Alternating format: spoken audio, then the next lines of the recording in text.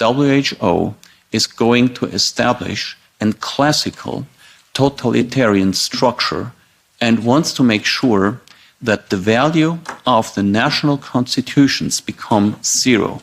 And if you analyze well these international health regulations, you will find 5 elements that show that very clear.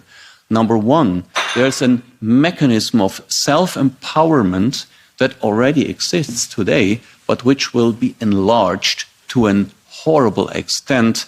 It will be even more simple than until today for one person, the general director, to declare a public health emergency of international concern. I spare you with the details, but he can simply just say the word into the microphone. Second element, all what WHO will publish under the title of recommendations will become mandatory. I gladly stay at disposal to any media to prove that. There are still today many officials who say the opposite, who say, no, this will just be recommendations, not mandatory. That's not true. They will become mandatory. Number 3, fundamental rights. With such a regime where you have one person declaring emergency law, having all the power to make recommendations that are legally binding, you don't have to even discuss about human fundamental rights. And whether they are now still crossed out in Article 3 or whether they might put it back into, it will not change the result. There will be no effective protection on the country level for fundamental human rights.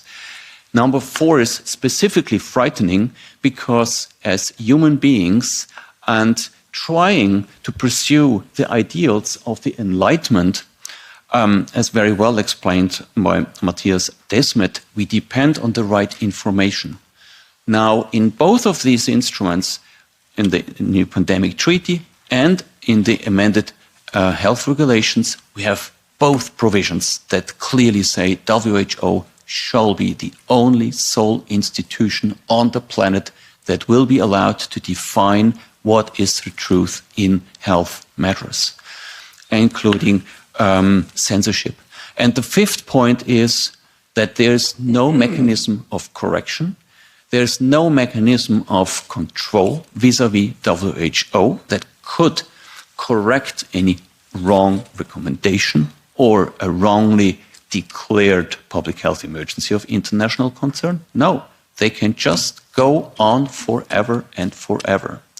And all of this, of course, we know, it is done in the interest not of our health, but in the interest of those sponsors who define the true strategy behind